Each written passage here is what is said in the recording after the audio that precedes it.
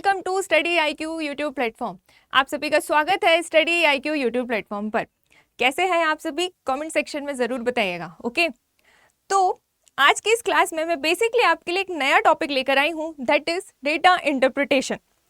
अब कुछ लोग मुझे बोल भी रहे थे कि मैम DI पे एक वीडियो बना दीजिए, तो उन सभी की डिमांड पे डेटा इंटरप्रिटेशन आप सभी के लिए अगेन बस एक ही वीडियो काफ़ी है। मतलब आज की इस क्लास में भी मैं सारे मिक्स क्वेश्चन कराऊंगी फ्रॉम बेसिक टू एडवांस। जितने भी क्वेश्चन इस टॉपिक से रिलेटेड पेपर में पूछे जाते हैं तो वो सभी क्वेश्चंस को मैं इसी सिंगल वीडियो में कवर करूंगी। ओके, तो आज की इस क्लास को भी आप एंड तक देखना बिल्कुल भी ना भूलें। ओके, तो देखिए DI स्टार्ट करने से पहले मैं आपको ये बता देती हूँ कि DI पढ़ाने का मतलब DI जो है वो अपने आप में 3-4 चैप्टर्स का बंच है। ठीक है, क्यों बंच है? क्योंकि मैंने आपको इससे पहले जब भी देखो, पहले मैं आपको बताती हूँ क्यों बंच है ये। तो जब भी बात आती है भाई DI की, ठीक है, तो DI में आपको क्या क्या आना चाहिए, ठीक, पहले तो आप ये सुन लीजिए और फिर मैं आपको बताऊंगी कि ये जो डेटा इंटरप्रिटेशन है इसमें कितने तरीके के क्वेश्चन पूछे जाते हैं। ठीक है, तो सबसे पहले तो मैं ये बता देती हूँ कि इसके अंदर हमको क्या क्या देखने को मिलेगा, किन किन चीज़ों का कॉन्सेप्ट आपको पता होना चाहिए। और मैं आपको ये भी बता दूँ कि ये सारी चीज़ें मैं पढ़ा चुकी हूँ। जैसे DI में आपको परसेंटेज का रोल देखने को मिलेगा, इसके अलावा रेशियो का रोल देखने को मिलेगा, और अगर हम देखें तो DI में एवरेज का कॉन्सेप्ट भी देखने को मिलेगा, और इसके अलावा एंगल, डिग्री रिलेटेड क्वेश्चन भी आपको देखने को मिलेंगे। रेशियो, परसेंटेज, एवरेज और बस, हाँ, ये 3-4 चैप्टर जो हैं जो मैंने आपको पढ़ाए थे। परसेंटेज वाला भी मैंने काफ़ी डीप में पढ़ाया था, अलग अलग कॉन्सेप्ट रिलेटेड वीडियो सेपरेटली डले हुए हैं यूट्यूब पे, आप देखिएगा। और रेशियो भी मैंने कंप्लीट करा चुकी हूँ, एवरेज भी मैं कंप्लीट करा चुकी हूँ, और एंगल तो अभी इसका टाइप है, ये मैं इसको बताऊंगी कैसे। ठीक है, तो ये जो 3 चैप्टर हैं, ये तीनों चैप्टर का मर्ज करके DI से क्वेश्चन पूछे जाते हैं। ओके, तो सबसे इम्पॉर्टेंट है भाई परसेंटेज और रेशियो। ठीक, ये तो आपको आना ही चाहिए। परसेंटेज में परसेंट इंक्रीमेंट, ठीक है, परसेंटेज इंक्रीमेंट और परसेंटेज डिक्रीमेंट से रिलेटेड क्वेश्चन काफ़ी देखने को मिलते हैं, क्योंकि यहाँ पे ना कंपैरिजन किया जाता है। जो भी डेटा गिवन होता है तो उसमें कंपैरिजन होता है कि as compare to previous data कितना इंक्रीमेंट हुआ या कितना डिक्रीमेंट हुआ। और इसके अलावा रेशियो वाले क्वेश्चन भी देखने को मिलते हैं कि किसका किससे रेशियो कितना है। और आप लोग वहाँ गलती भी करते हो, पूछता किसके रिस्पेक्ट में है और आप लोग निकाल के किसी और के रिस्पेक्ट में आते हो, तो वो आपके डाउट भी आज क्लियर हो जाएंगे। ठीक है, इसके अलावा एवरेज से रिलेटेड क्वेश्चन भी देखने को मिलते हैं यहाँ पे। तो ये 3-4 चैप्टर DI में आएंगे, क्वेश्चन के अंदर देखने को मिलते हैं। ठीक है, इसके अलावा DI में कौन कौन से चार्ट आपको देखने को मिलते हैं, तो पहला अगर हम देखें तो पाई चार्ट से रिलेटेड क्वेश्चन पेपर में आते हैं। ओके, इसके अलावा बार ग्राफ से रिलेटेड क्वेश्चन पेपर में आते हैं। ठीक, और अगर हम देखें तो लाइन ग्राफ से रिलेटेड भी क्वेश्चन पेपर में आते हैं। और अगर हम देखें आगे तो टेबल चार्ट से रिलेटेड भी क्वेश्चन एग्जाम में देखने को मिलते हैं। किसमें? Under DI। ओके, तो आज हम ये चारों टाइप इसी सिंगल वीडियो में कवर करेंगे। ओके, तो आप लास्ट तक बिल्कुल यहाँ पे बने रहिएगा। तो मैं आपको लाइन ग्राफ भी समझाऊंगी, बार ग्राफ भी समझाऊंगी, और बार ग्राफ में भी single bar graph, double bar graph, triple bar graph, ये रिलेटेड क्वेश्चन भी देखने को मिलते हैं। और पाई चार्ट से रिलेटेड क्वेश्चन देखने को मिलते हैं, और टेबल चार्ट से रिलेटेड भी क्वेश्चन आते हैं। तो ये जितने भी टाइप हैं अंडर दिस चैप्टर, वो सभी मैं आज के सिंगल वीडियो में कवर करूंगी। ओके, तो आप लोग बिल्कुल कंटिन्यू बने रहिएगा भाई। ठीक है, जब भी आपको टाइम मिले आप वीडियो को एंड तक ज़रूर देखिएगा। ओके, नाउ एक और चीज़ जो आपको बतानी है यहाँ पे, दैट इज़ कि जब भी पाई चार्ट की बात होगी, ठीक, अलग से बता देती हूँ, जब भी पाई चार्ट की बात होगी तो पाई चार्ट का मतलब क्या है भाई? एक सर्किल आपको गिवन होगा, वो कुछ ना कुछ सेक्टर्स के फॉर्म में गिवन होगा।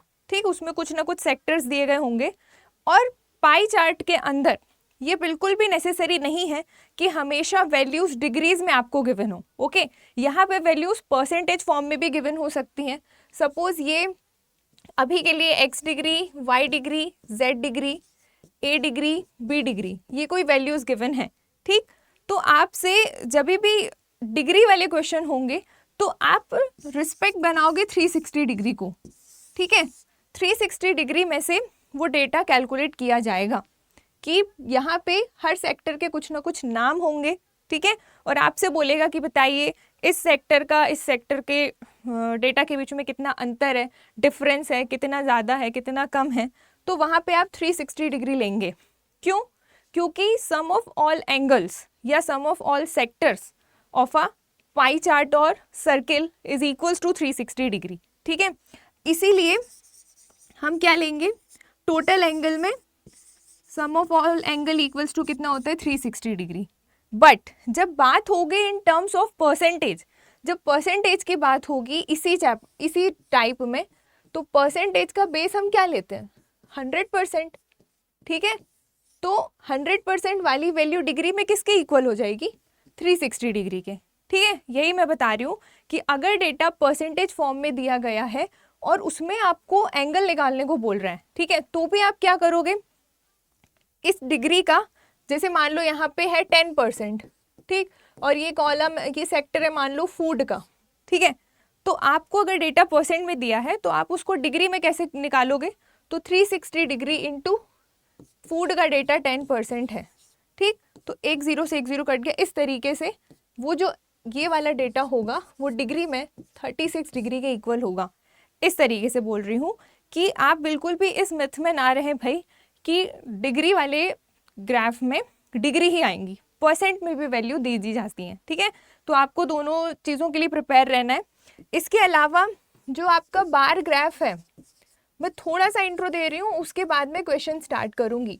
जो बार ग्राफ है आपके भाई, तो बार ग्राफ आपको सिंगल भी देखने को मिलते हैं और बार ग्राफ आपको डबल भी देखने को मिलते हैं, इवन ट्रिपल बार ग्राफ भी देखने को मिल सकते हैं। ओके, तो उसमें आपको कंफ्यूज नहीं होना है, करने का तरीका समझाऊंगी कैसा है। और अगर हम देखें तो लाइन ग्राफ भी आते हैं भाई।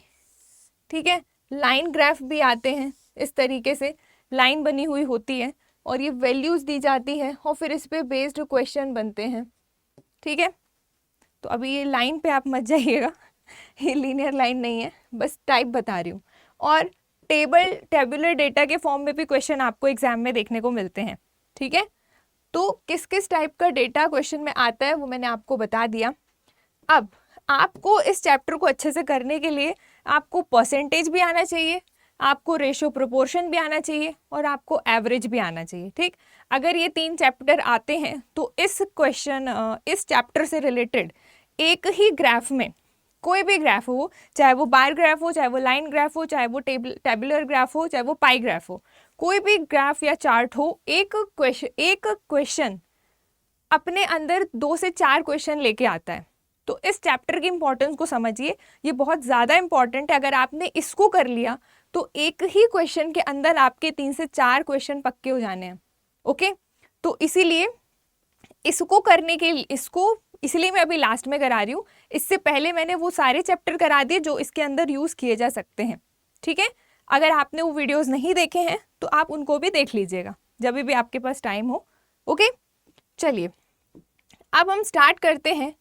देखिएगा क्वेश्चन किस तरीके से आते हैं पेपर में। ठीक, नाउ फर्स्ट क्वेश्चन आप यहाँ पे देख पा रहे हैं, पाई चार्ट से रिलेटेड है। ठीक है, क्या क्वेश्चन है भाई, यहाँ पे the given graph shows the distribution of minerals in the human body. मतलब ये वाला जो पाई चार्ट है, ये मिनरल्स का डेटा यहाँ पे दिया गया है। ओके, जो कि ह्यूमन बॉडी में जितने भी मिनरल्स का डिस्ट्रीब्यूशन है वो इस चार्ट में गिवन है।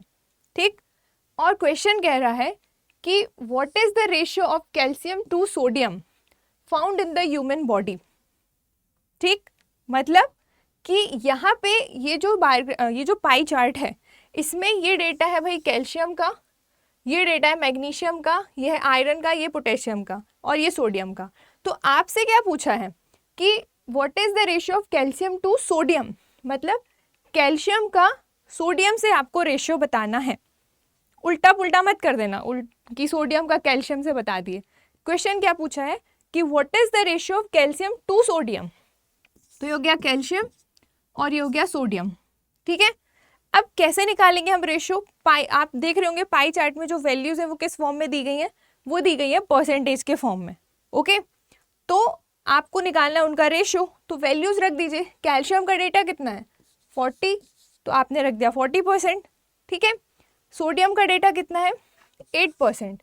हमें इनका रेशियो निकालना है, तो परसेंट से परसेंट तो कट जाएगा, ठीक है।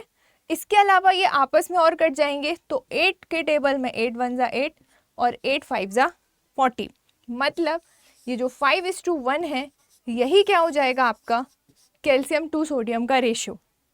अब आपके ऑप्शन में ध्यान दीजिएगा, आपके ऑप्शन में ऑप्शन ए होगा 5:1, ऑप्शन बी होगा 1:5, ठीक है।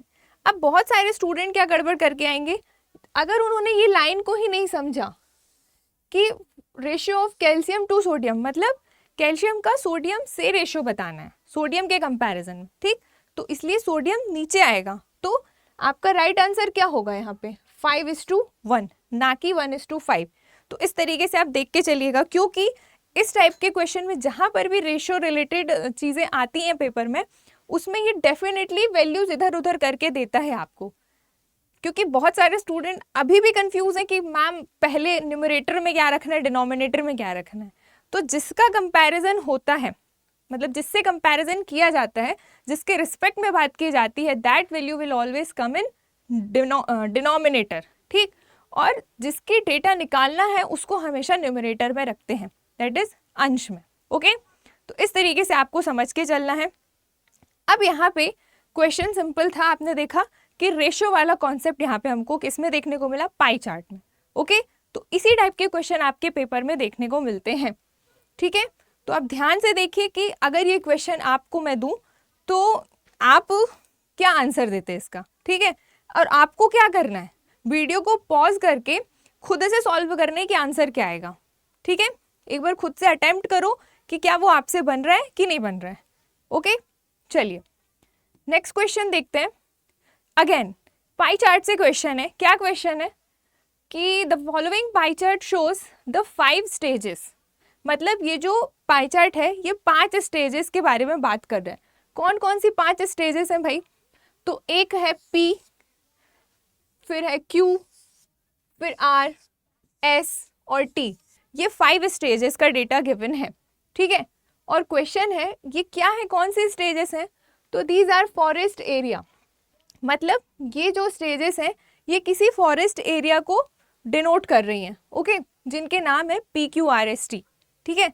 अब क्वेश्चन इज कि आपको पूछा है what would be the area of stage Q, मतलब स्टेज Q का एरिया क्या होगा if the total area is this, अगर टोटल एरिया उनका 61,700 किलोमीटर स्क्वायर है तो आपको बताने कि जो स्टेज Q है, ये वाली स्टेज Q है, इसका एरिया कितना होगा।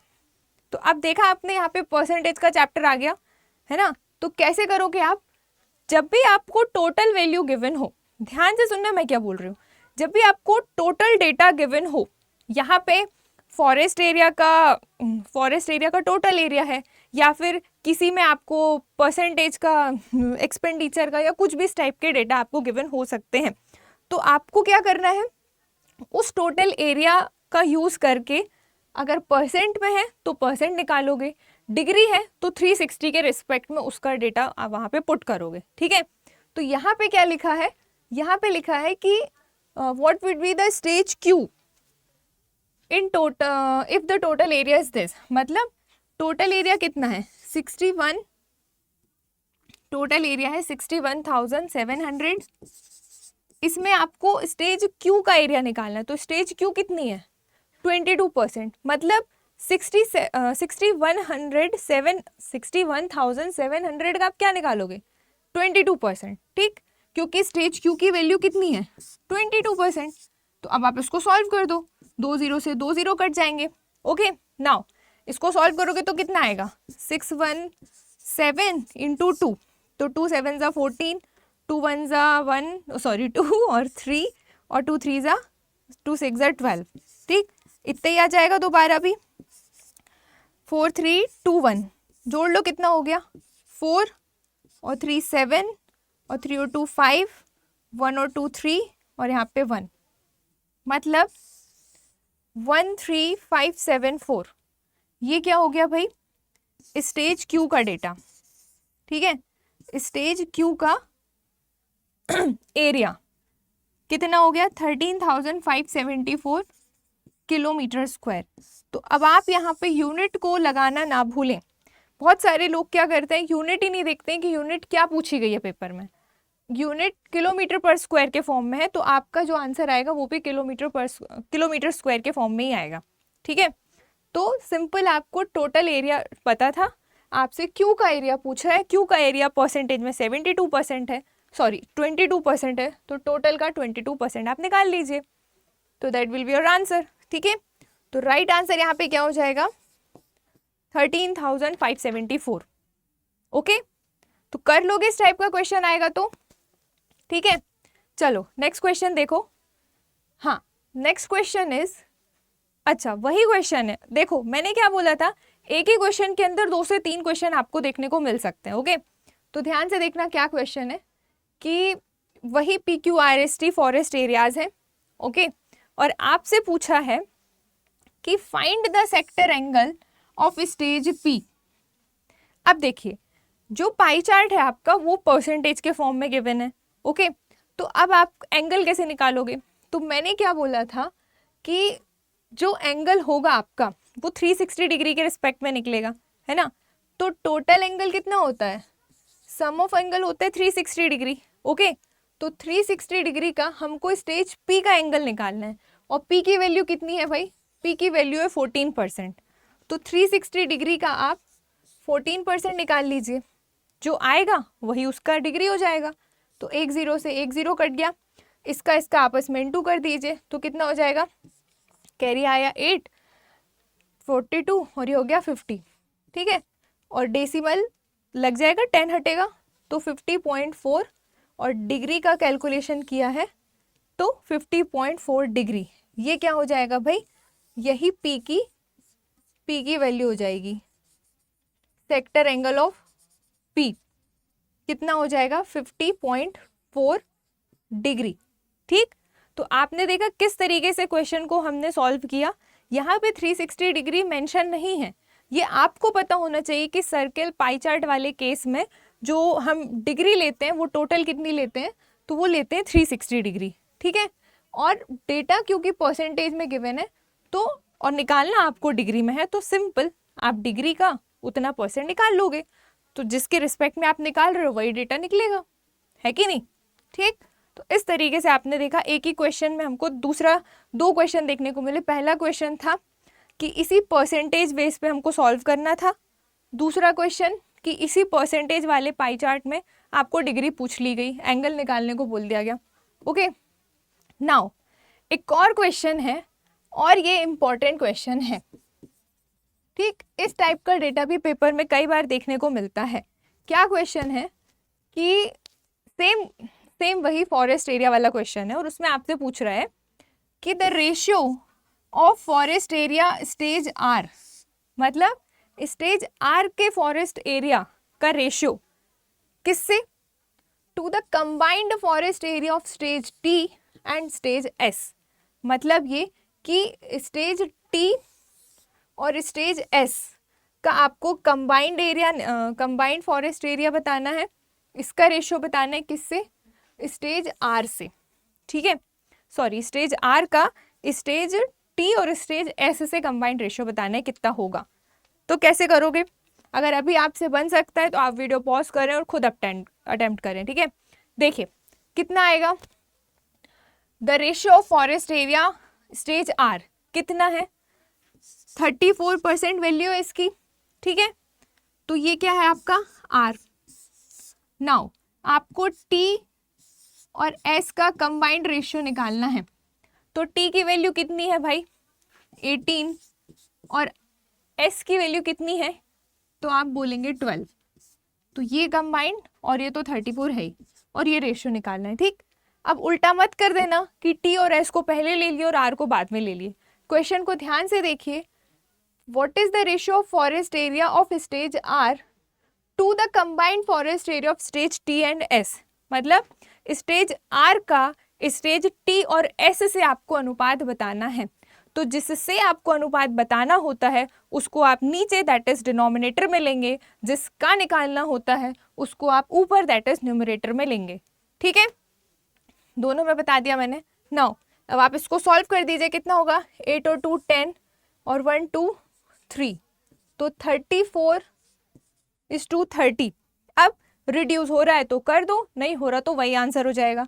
तो आप देखेंगे ये रिड्यूस हो सकता है, कितने से हो जाएगा, 2 1 ज़ा 2, 2 7 ज़ा 14 और 2 15 ज़ा 30। अब कटेगा क्या, नहीं कटेगा। तो आपका राइट आंसर क्या हो जाएगा भाई, 17:15। ठीक है, आप क्वेश्चन को ध्यान से समझिए कि क्वेश्चन ने क्या पूछा। क्वेश्चन इज कि स्टेज आर का स्टेज टी और एस से आपको अनुपात बताना है। ठीक, तो टी और एस का कंबाइंड वैल्यू पूछा है, मतलब दोनों को आप जोड़ के बात करेंगे। ओके, इस तरीके के क्वेश्चन पेपर में देखने को मिलते हैं। कई बार यहाँ पे डिफरेंस निकालने को भी पूछा जाता है। ओके, कि आप बताइए कि जो फॉरेस्ट एरिया क्यू है वो फॉरेस्ट एरिया पी से कितना ज़्यादा है, तो कैसे बताओगे, तो दोनों का डिफरेंस आप ले लोगे। ठीक है, और जो एरिया की टोटल वैल्यू आपको दी गई थी दैट इज़ यहाँ पे, ये जो टोटल वैल्यू आपको दी गई थी, तो इनके बीच का जो अंतर होगा उतना परसेंट आप टोटल एरिया में से वैल्यू निकाल लोगे। तो समटाइम्स डिफरेंस किसका किससे ज़्यादा है उसका परसेंटेज एरिया या परसेंटेज इंक्रीमेंट डिक्रीमेंट से रिलेटेड भी क्वेश्चन आपको पेपर में देखने को मिलते हैं। ठीक है, तो क्वेश्चन यहाँ पे सॉल्व कराने के अलावा मैं ये जो बोलती हूँ साइड में टाइप्स बताती हूँ, आप उसको भी नोट करते चला करो, कॉपी में साइड में लिखते चलो कि हाँ इससे इस तरीके का भी क्वेश्चन बन सकता है, जिससे जब वो आए तो आपके दिमाग में ये नहीं आना चाहिए कि हमने तो ये नहीं पढ़ा था। क्यों नहीं पढ़ा था, जब हम बाकी के चैप्टर पढ़ाते हैं, परसेंटेज है, रेशियो है, एवरेज है, जो भी चैप्टर पढ़ाते हैं वहाँ पे हम बताते हैं ना कि ऐसा भी आ सकता है, वैसा भी आ सकता है। तो वो जो मैं बोल रही हूँ वो भी आता है, वो भी एक टाइप कंटेन कर रहा है। ओके, तो आपको उसको भी अपने दिमाग में बिठा के चलना है। ये बिल्कुल भी ज़रूरी नहीं कि हर बार आपको टाइप बोर्ड में डिस्प्ले हो तभी आप समझो कि वो टाइप है। जो हम साइड में बता रहे होते हैं आपको उसको भी ध्यान से सुनना है। ठीक है, चलो अब अगला क्वेश्चन देखिए क्या है। हाँ, एक दूसरा क्वेश्चन यहाँ पे देखिएगा। अब ये जो पाई चार्ट है इसमें वैल्यूज आपको डिग्रीज में दी गई हैं। ये वॉक का एरिया है 30 डिग्री, ये कार का एरिया है पूरा 150 डिग्री, ये साइकिल का एरिया है 60 डिग्री, और ये बस का एरिया है ब्लू वाला 120 डिग्री। ठीक, डिग्रीज में पाई चार्ट आपको गिवन है, बट क्वेश्चन क्या कह रहे हैं देखिएगा ध्यान से। क्वेश्चन इज कि इन अ स्कूल, मतलब एक स्कूल में 1200 students were asked about their arrival vehicles. मतलब टोटल 1200 स्टूडेंट्स हैं जो अराइवल व्हीकल के बारे में पूछ रहे हैं। ठीक है, क्या पूछ रहे हैं भाई, and information received is indicated by the following pie chart. तो जो उन्होंने पूछा तो उसकी इंफॉर्मेशन इस पाई चार्ट में गिवन है। आपको क्या गिवन है, अब वो उनसे क्या पूछ रहे हैं, जो भी उन्होंने पूछा कि then based on the information is given. ठीक है, अब कंडीशन इज कि find out how many students come to school by car. अब आप थोड़ा सोचिए कि क्या क्वेश्चन है। क्वेश्चन है पाई चार्ट आपको डिग्रीज के फॉर्म में गिवन है। ओके, और आपसे कह रहे हैं कि टोटल नंबर ऑफ स्टूडेंट्स कितने हैं, तो टोटल नंबर ऑफ स्टूडेंट्स हैं 1200। ठीक, और ये जो पाई चार्ट है ये व्हीकल्स के बारे में दिया गया है। और अब यहाँ पे हमें वो तो नहीं पता कि क्या बोलते हैं, ना तो परसेंट में कोई डेटा दिया है ना ही 360 की बात की गई है, लेकिन इस 1200 में से, इस 1200 स्टूडेंट्स में से आपको ये बताना है कि कितने ऐसे नंबर ऑफ स्टूडेंट्स हैं जो कि कार से आते हैं, कितने ऐसे स्टूडेंट्स की संख्या है जो कार से आते हैं। तो आप कार पे पहुंच जाओ, चार्ट में देखो कार कहाँ है, कार यहाँ है, तो कार का वैल्यू कितना दिया है 150 degree.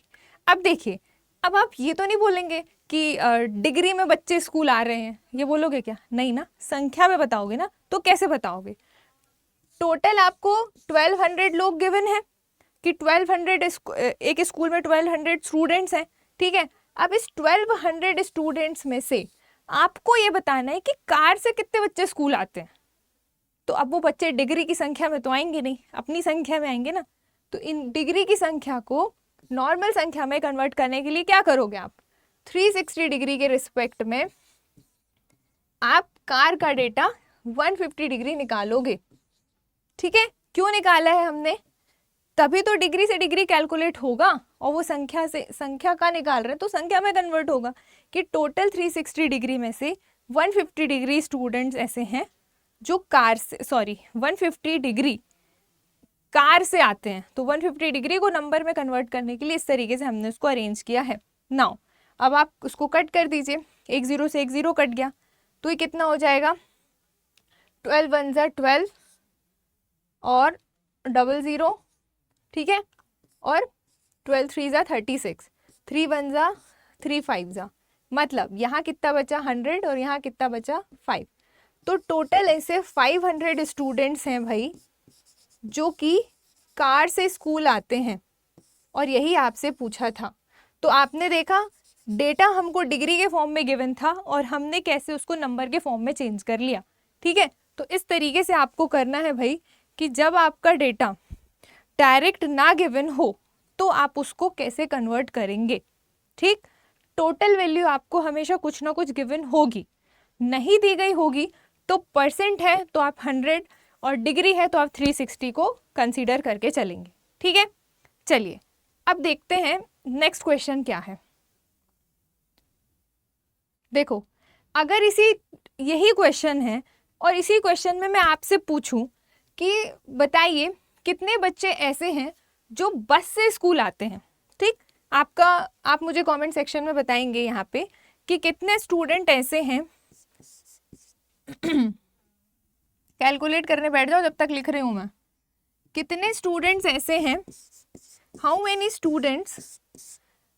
Students come to school by बस।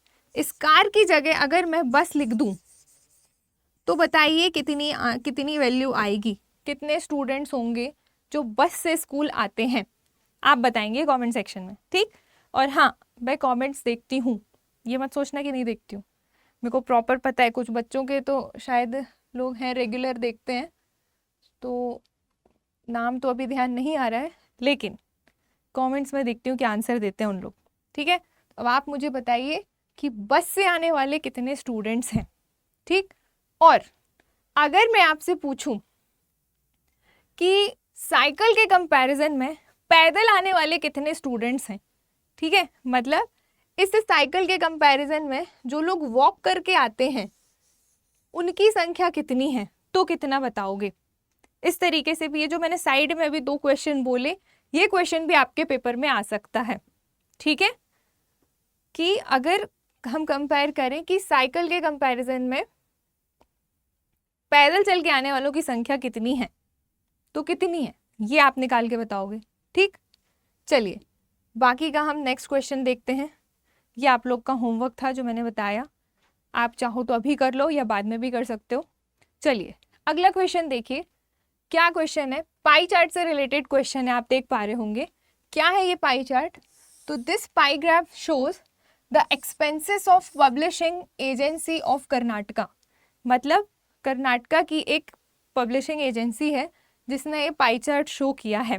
इसमें कुछ एक्सपेंडिचर्स हैं जो आपको यहाँ पे दिख रहे होंगे, जैसे ये पेपर का एक्सपेंडिचर है 25%, ये ट्रांसपोर्ट का 10%, बाइंडिंग 20%, रॉयल्टी 15%, प्रोमोशन या प्रोमो कितना 10% और प्रिंटिंग 20%। ये क्या है, पूरा एक्सपेंडिचर का डेटा है जो कि इन टर्म्स ऑफ परसेंट आपको गिवन है, ठीक है। और आपसे क्या पूछा है कि if the total expenditure is 50,000, अगर टोटल एक्सपेंडिचर 50,000 है, okay, then find the total expenditure on transport. तो आपको ये बताना है कि ट्रांसपोर्ट कहाँ है, ट्रांसपोर्ट ये है, ट्रांसपोर्ट पे कितना खर्चा किया गया है। आपको ये बताना है। मतलब यहाँ पे आपसे पूछ रहा है कि अगर कुल खर्च 50,000 रुपये है तो ट्रांसपोर्ट पर खर्च कितना होगा, आपको ये बताना है। तो कैसे करोगे? अब जिन बच्चों ने परसेंटेज अच्छे से पढ़ा होगा उनसे ही क्वेश्चन बन जाएगा। क्या क्वेश्चन है कि टोटल कुल खर्च कितना है आपका 50,000, तो ये हो गया आपकी वैल्यू टोटल 50,000। और आपसे पूछ रहा है कि total expenditure on the transport पे एक्सपेंडिचर यानी कि कुल खर्च ट्रांसपोर्ट यानी कि यातायात का कितना है। तो कितना है? परसेंटेज में 10% है, तो संख्या में कितना हो जाएगा?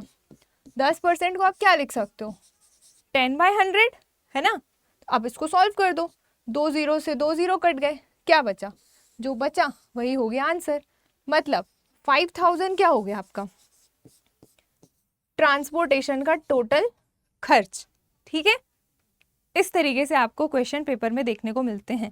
ज़्यादा डिफिकल्ट नहीं होते हैं ये बार ग्राफ और पाई ग्राफ वगैरह, आप कर लोगे अगर आपकी कमांड परसेंटेज में, रेशियो में, एवरेज में, इन सब में है, कैलकुलेशन में, तो अगर आपका अरिथमेटिक अच्छा है तो आप इन क्वेश्चंस को आराम से लगा लेंगे। बस आपको ये डील करते आना चाहिए कि किसका किससे रेशियो पूछा है, कहाँ कंपैरिजन है, कहाँ इंक्रीमेंट, कहाँ डिक्रीमेंट, है ना। तो ये आपको ध्यान रखना है भाई। ओके, आई होप आपको ये क्वेश्चन समझ में आ गया होगा। अब अगर इसी में मैं आपसे पूछूं कि बाइंडिंग का खर्च ट्रांसपोर्ट के खर्च से कितना अधिक है, ठीक है, अगर मैं आपसे क्वेश्चन पूछूं कि बाइंडिंग पर होने वाला एक्सपेंडिचर ट्रांसपोर्ट पे होने वाले एक्सपेंडिचर से कितना अधिक है, ठीक है, तो आप कितना बताओगे? मैंने आपसे इन टर्म्स ऑफ नंबर पूछा है, संख्या में आपको बताना है कि बाइंडिंग का खर्च ट्रांसपोर्ट के खर्च से कितना अधिक है। बताइए, बाइंडिंग का खर्च ट्रांसपोर्ट के खर्च से कितना अधिक है, इसी में क्वेश्चन आपसे पूछ सकता है। तो आप क्या करेंगे? अगर आपसे पूछे यही, तो आप देखिए भाई, बाइंडिंग को देखिए, बाइंडिंग का डेटा कितना है, तो आप देखेंगे बाइंडिंग का डेटा है 20%, ठीक है, और ट्रांसपोर्ट का डेटा कितना है 10%। तो बाइंडिंग का खर्च ट्रांसपोर्ट के खर्च से कितना अंतर में देखोगे अगर आप, तो 10% ज़्यादा है, ठीक है, और 10% की वैल्यू ही कितनी आई है 5,000। मतलब बाइंडिंग का खर्च और बाइंडिंग का खर्च जो है वो ट्रांसपोर्टेशन के खर्च से 5,000 रुपये ज़्यादा है। ठीक, इसका मतलब ये है। तो राइट आंसर क्या हो जाएगा आपका 5,000, इस क्वेश्चन का भी। ओके, अब इसी में आपसे पूछ सकता है दूसरे तरीके से घुमा के कि बताइए प्रमोशन का खर्च या प्रोमो का खर्च पेपर पे होने वाले खर्च से कितना कम है। ठीक है, प्रमोशन में होने वाला खर्च कहाँ है, ये है। प्रमोशन में होने वाला खर्च पेपर में होने वाले खर्च से कितना कम है। तो क्या करोगे, दोनों को कंपेयर करोगे, डिफरेंस निकालोगे, परसेंटेज में जितना डिफरेंस होगा उस टोटल वैल्यू का उतना परसेंट निकाल दोगे। सिंपल, इसी तरीके से करना है। ठीक है, तो क्वेश्चन यहाँ पर डिस्प्ले एक है, लेकिन साइड में मैं 2 से 4 क्वेश्चन एक्स्ट्रा बता रही हूँ, उसको भी आप नोट करते चलें। ओके, तो कैसे करना है, प्रोमो का खर्च पेपर के खर्च से कितना कम है। तो आप प्रैक्टिकली देख पा रहे होंगे कि 25% और 10% का अंतर कितना है, 15% है ना। तो आप 50,000 का क्या निकाल लोगे, 15% यानी कि 15%। तो वही उसका क्या हो जाएगा आंसर। ठीक, अब यहाँ पे आपसे संख्या के अलावा परसेंट में भी पूछ सकता है कि कितने परसेंट अधिक है। तो सिर्फ परसेंट में अगर ऑप्शन है तो 15% आंसर हो जाएगा, और अगर नंबर के फॉर्म में ऑप्शन है, रुपीस के फॉर्म में ऑप्शन है, तो ये 50,000 है, तो ये 5,000 है। ठीक, तो रुपीस में आंसर हो जाएगा। तो हर तरीके से आपको कैलकुलेट करते आना चाहिए भाई। ठीक है, आप इसमें बिल्कुल भी ऐसा ये नहीं सोच सकते कि हम तो लिमिटेड 4 चीज़ें पढ़ के गए थे, 4 नहीं आई तो नहीं बना, ये नहीं करना है। ठीक, हर तरीके से जैसा बता रही हूँ क्वेश्चन वैसा भी आपको ध्यान देके चलना है। ओके, चलिए नेक्स्ट क्वेश्चन देखते हैं। हाँ, अगेन पाई चार्ट से रिलेटेड क्वेश्चन है। देखिएगा, पाई चार्ट में डेटा जो है वो परसेंटेज के फॉर्म में फिल्ड है। ओके, अब आपसे क्या पूछा है, पहले तो ये देख लो कि ये पाई चार्ट कह क्या रहा है, ये कौन सा डेटा फिल है इसमें। तो this pie chart shows sales information of toy maker named XYZ company. मतलब ये जो पाई चार्ट है ना, ये खिलौने बनाने वाली कंपनी है जिसका नाम XYZ है, उसने ये खिलौने रखे यहाँ पे, मतलब टॉयज़ का डेटा है during the financial year 2017 and 18, मतलब 2017 और 2018 के दौरान कोई म्यूज़िक कोई वो क्या बोलते हैं टॉय बनाने वाली कंपनी है जिसने ब्लॉक्स बनाए हैं, ब्लॉक्स वाले टॉय बनाए हैं 15%, ठीक है, टॉडलर टॉय बनाए हैं 10%, सॉफ्ट टॉयज़ बनाए हैं 25%, एक्टिविटी वाले टॉय बनाए हैं 5%, म्यूज़िकल टॉय बनाए हैं 45%। ये टॉयज़ का डेटा है, किसमें, परसेंटेज में। अब देखिए, और कौन से ईयर का, 2017-18 का, ठीक है। आपसे क्या पूछ रहा है कि the revenue for sale of toys was 38,72,000, मतलब इन पूरे टॉयज़ का जो रेवेन्यू है वो 38,72,000 है इफ़, ओके। तो आपको बोल रहा है फाइंड करने को what kind of toys earn the best revenue for the company, मतलब इनमें से ऐसा कौन सा टाइप का टॉय है जो सबसे ज़्यादा रेवेन्यू कंपनी को देगा, मतलब सबसे ज़्यादा लाभ हमें किस टॉय से मिल रहा है, सॉरी हाँ, किस टाइप के टॉय से मिल रहा है। तो आप कैसे दिमाग लगाओगे, आपको टोटल रिवेन्यू पता है कंपनी का कितना है, 38,72,000, और आपसे पूछ रहे कि इनमें से कौन सा टॉय है जो कंपनी को बेस्ट रिवेन्यू देगा। तो ऑब्वियस है जिसका डेटा ज़्यादा होगा वही बेस्ट रेवेन्यू देगा, है कि नहीं। तो आप देखिए यहाँ पे किसका डेटा ज़्यादा है, कौन से टाइप का टॉय है जो सबसे ज़्यादा यहाँ पे रेवेन्यू कंटेन करेगा। तो आप देख पा रहे हैं ये जो म्यूज़िकल टॉय है इसका डेटा सबसे ज़्यादा है, ठीक है। कंपनी सबसे ज़्यादा जिस टाइप के टॉय बना रही है, तो कोई भी चीज़ अगर बन रही है मतलब उसकी डिमांड है ना, तो जितना ज़्यादा उसका डेटा होगा परसेंट में, संख्या में भी उतना ही निकल के आएगा, ठीक है। तो टोटल रेवेन्यू कितना है, 38,72,000, ठीक है, ये टोटल रेवेन्यू है। और आपसे पूछ रहा है कौन सा टॉय बेस्ट रेवेन्यू देगा कंपनी को, तो म्यूज़िकल टॉय, उसका डेटा कितना है 45%, तो टोटल रेवेन्यू का 45% आप निकाल लो, ठीक है, ठीक है। तो 2 0 से 2 0 कट गए, अब क्या बचा, जो बचा उसका इंटू कर दो। तो आप जल्दी से अपना कॉपी पेन लेके बैठ जाइए और बताइए कि 38,720 में 45 का इंटू करोगे तो कितना आएगा, ठीक है। और मुझे कमेंट सेक्शन में आंसर कीजिए कि वो म्यूज़िकल टॉय कितना रुपीस का रेवेन्यू देगा कंपनी XYZ को। 38,720 का इंटू करो 45 में और जल्दी से बताओ कि राइट आंसर कितना होगा, ठीक है। तो यहाँ पे कुछ नहीं करना, इसी तरीके से आपको डेटा कैलकुलेट करना है, ज़्यादा लेंदी इसमें क्वेश्चन नहीं होते हैं। आपके पास अगर ऑप्शन है तो आप अप्रॉक्सीमेट वैल्यूज़ लेके चल सकते हैं कैलकुलेट करने के लिए, ठीक है। बट यहाँ मैं ऑप्शन इसीलिए नहीं देती क्योंकि फिर आप सॉल्व ही नहीं करोगे, ठीक है। तो सॉल्व करो, ताकि आप सॉल्व करोगे तो स्पीड बनेगी तो आपका फ़ायदा होगा एग्जाम में, इस वजह से, ठीक है। चलिए, आप मुझे कमेंट सेक्शन में बताइएगा कि इसका आंसर कितना होगा। ओके, अब हाँ, अगला पाई चार्ट है, यहाँ पे जितने तरीके के क्वेश्चन फ्रेम हो सकते हैं वो सब इकट्ठा एक ही वीडियो में लेकर आई हूँ, तो थोड़ा वेट करना, ठीक है, पेशेंस रखना आखिरी तक। नाउ क्या क्वेश्चन है यहाँ पे कि the pie chart below display the instrument played by the student of a musical class, मतलब ये जो पाई चार्ट है ना, ये किनका डेटा है भाई, म्यूजिकल क्लास स्टूडेंट्स का डेटा है, उन स्टूडेंट्स का डेटा है जो म्यूजिकल क्लास में जाते हैं, ठीक है। तो instrument played by student of a musical class, मतलब म्यूजिकल क्लास में जो भी स्टूडेंट्स जाके इन इंस्ट्रूमेंट को प्ले कर रहे हैं उनका डेटा है। और कौन कौन सी म्यूजिकल इंस्ट्रूमेंट है, तो भाई 29% स्टूडेंट तबला बजाते होंगे, 30% स्टूडेंट वीणा बजाते होंगे, गिटार वाले 25% स्टूडेंट हैं और वायलिन वाले 16% स्टूडेंट हैं। मतलब ये 4 टाइप के म्यूजिकल इंस्ट्रूमेंट हैं जो स्टूडेंट्स के थ्रू यूज़ किए जाते हैं, ओके। अब देखिए आपसे पूछ क्या रहा है, आपसे पूछ रहा है कि find the angle of sector corresponding to violin.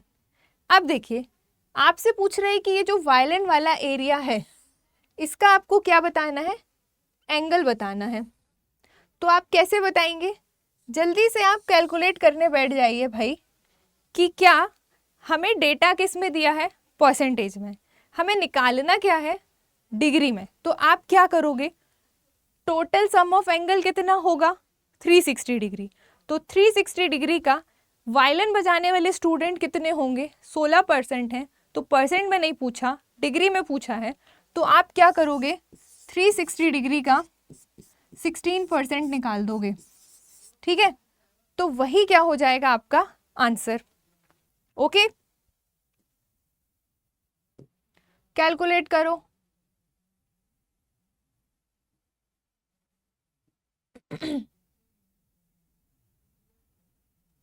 ठीक है, देखो एक जीरो से एक जीरो कट गया, अब जो बचा उसको आप कैलकुलेट कर लो। 96 का 6 कैरी आया 9, 48 और 9 कितना हो जाएगा,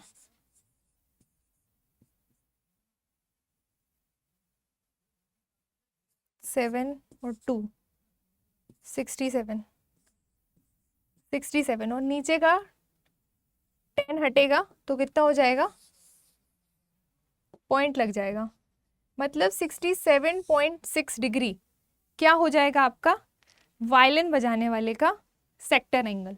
ठीक है, क्वेश्चन आपने समझा, क्वेश्चन ने क्या कहा है कि ये जो पाई चार्ट है ये आपको ये बता रहा है कि जो स्टूडेंट्स हैं वो किस किस म्यूजिकल क्लास में किस किस इंस्ट्रूमेंट को प्ले करते हैं। तो वीणा का डेटा है, तबला का डेटा है, गिटार का डेटा है, वायलिन का डेटा है। आपसे पूछ रहा है कि वायलिन का आपको सेक्टर एंगल बताना है, तो कैसे बताओगे, 360 के रिस्पेक्ट में 16% में दिया गया है तो आप उसका 16% निकाल लोगे। तो जो वैल्यू आएगी वो किस में आएगी भाई, डिग्री में आएगी। तो राइट आंसर क्या हो जाएगा 67.6 डिग्री। ठीक है, बन जाएगा आपसे कि नहीं बनेगा, सेक्टर एंगल ऑफ वायलिन। अगर इसी में आपसे पूछे कि सेक्टर एंगल ऑफ गिटार तो कितना होगा, अगर आपसे पूछे सेक्टर एंगल ऑफ गिटार तो कितना होगा, सिंपली आप क्या कर दोगे, गिटार का 360 डिग्री का 25% निकाल दोगे। ठीक, इस तरीके से आपको करना है। ठीक है, ऐसे ही क्वेश्चन आपको पेपर में देखने को मिलते हैं। ओके, चलो नेक्स्ट क्वेश्चन देखो। इसी के अंदर एक और क्वेश्चन आपसे पूछा गया है, इंपॉर्टेंट है ये, इस टाइप के क्वेश्चन पेपर में देखने को मिलते हैं।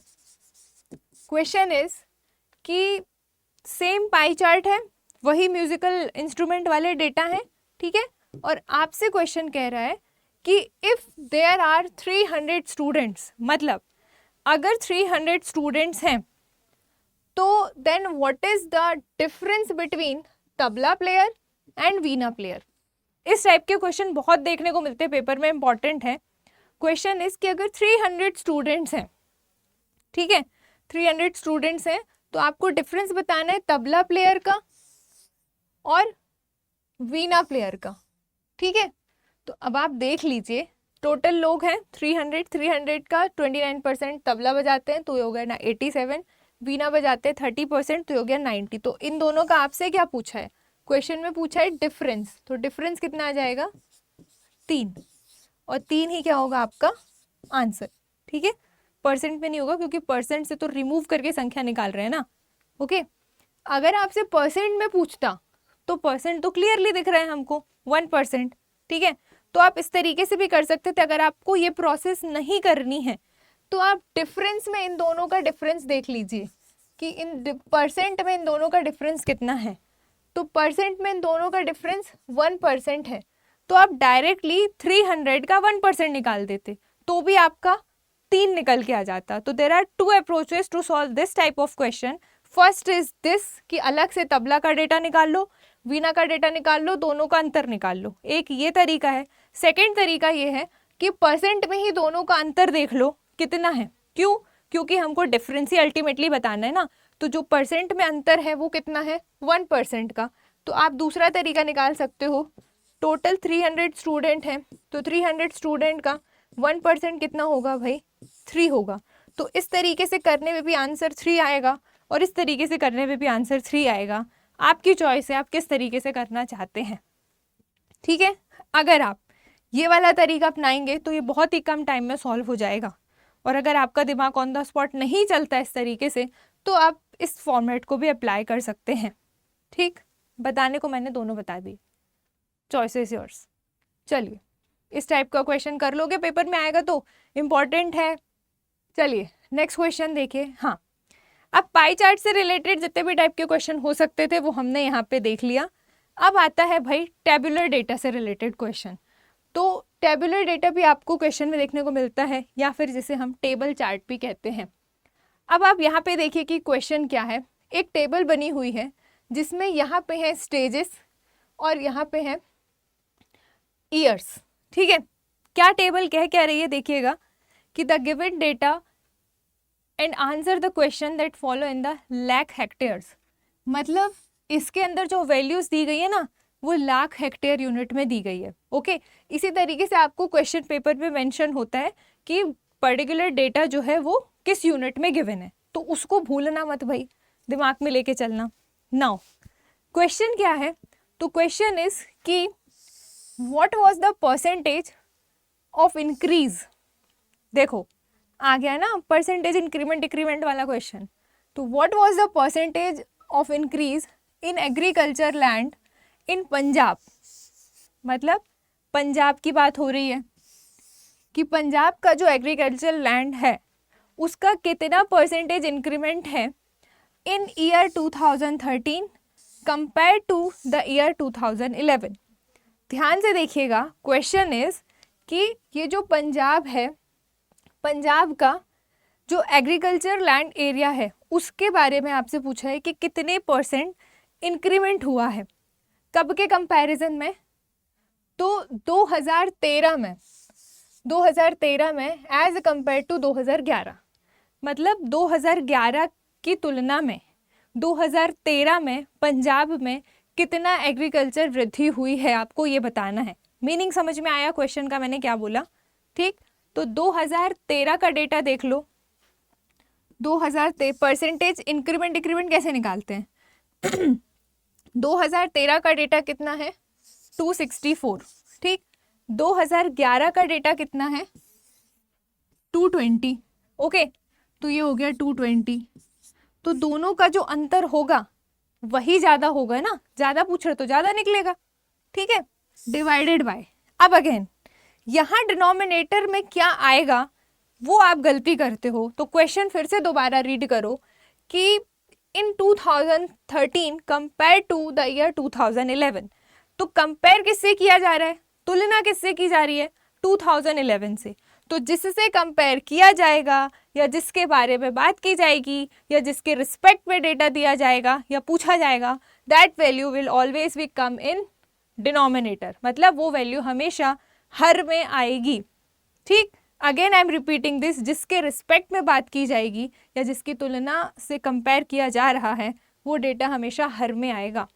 तो 2011 से कंपेयर करना है, मतलब 2011 के रिस्पेक्ट में बात हो रही है, तो नीचे क्या लिखोगे 2011 वाला डेटा दैट इज 220, मतलब 220 से इतना जो है इंक्रीमेंट हुआ है। जस्ट बिकॉज परसेंटेज निकालना है तो हम क्या करेंगे भाई, multiply by 100। Okay, why, because हमें डेटा किस में चाहिए है in terms of percent. Okay, तो इसलिए हमने यहाँ पे 100 का इंटू किया है। अब आप इसको सॉल्व कर लीजिए, एक जीरो से एक जीरो कट गया, ऊपर कितना बचा, तो ऊपर बचा हमारा यहाँ पे 4, 6 में से 2 गया 4। ठीक है, और यहाँ पे 2 से 2 कट गया, तो 44 डिवाइडेड बाई 22 इंटू 10 सॉल्व कर लो, कितना आ जाएगा 20%। तो राइट आंसर क्या हो गया आपका 20%। ठीक है, इस तरीके से आपको करना है, जिसके रिस्पेक्ट में बात होगी वो हमेशा नीचे यानी कि हर वाली वैल्यू में आएगा। परसेंट में निकालना है तो इंटू 100। ठीक, ये टाइप के क्वेश्चन पेपर में देखने को मिलते हैं। परसेंटेज इंक्रीमेंट डिक्रीमेंट वाले पेपर में पूछे जाते हैं भाई कि कितने प्रतिशत वृद्धि हुई या कितने प्रतिशत कमी रही या कमी हुई। ठीक, तो ध्यान से करना। जब परसेंटेज पढ़ा रही थी तब भी बहुत ध्यान से इसको पढ़ाया था, मल्टीपल टाइप्स वहाँ पे कवर किए हैं मैंने। अगर आपने वो वीडियो नहीं देखा हो तो आप वो भी देख लीजिएगा जब भी आपके पास टाइम हो। ओके, चलिए, तो अब इसमें एक और तरीके से क्वेश्चन पूछ सकता है, आपसे क्वेश्चन पूछ सकता है कि बताइए यूपी में, अगर हम यूपी की बात करें तो यूपी में 2013 के कंपैरिजन में, ठीक, 2013 के कंपैरिजन में 2012 में कितना परसेंट इंक्रीमेंट हुआ है। ठीक, अगर आपसे ये पूछता है कि बताइए यूपी में 2013 के कंपैरिजन में 2012 में कितना परसेंट इंक्रीमेंट हुआ है, या फिर आपसे पूछे कि चलो पहले तो यही बताओ कि 2013 के कंपैरिजन में 2012 में कितना परसेंट इंक्रीमेंट हुआ है, तो क्या करोगे? किसके कंपैरिजन की बात हो रही है? 13 के कंपैरिजन की। तो जिसके कंपैरिजन या जिसके बारे में बात होगी उसको कहाँ रखोगे? जिससे कंपेयर किया जा रहा है, तुलना की जा रही है, उसको रखोगे डिनोमिनेटर में। मतलब नीचे क्या आ जाएगा? 128 और ऊपर क्या आएगा? 143 और 128 का अंतर। और जस्ट बिकॉज डेटा आपको फाइंड करना है परसेंटेज में, तो आप लास्ट में इंटू कर दोगे 100 का। ठीक, इस तरीके से आपको कैलकुलेट करना है। यहाँ पे परसेंटेज इंक्रीमेंट पूछ रहा है, हो सकता है पेपर में आ जाए परसेंट डिक्रीमेंट बताइए, तो आपसे डिक्रीमेंट वाले का डेटा पूछ सकता है कि बताइए अगर हम 2011 के कंपैरिजन में बात करें तो बताइए राजस्थान में 2013 में कितने परसेंट कमी हुई है। अगर हम परसेंटेज डिक्रीमेंट की बात करें तो आपसे पूछ सकता है कि बताइए राजस्थान में 2011 के कंपैरिजन में, इस 2011 के कंपैरिजन में राजस्थान में कितने परसेंट डिक्रीमेंट हुआ है 2013 में। करो, जो मैं बोल रही हूँ वो क्वेश्चन अपनी कॉपी में लिखो और सॉल्व करो। ठीक है, तो ये टाइप जो मैं बोल रही हूँ ये भी पेपर में देखने को मिल सकता है। ओके, तो इसको भी आप सॉल्व करोगे।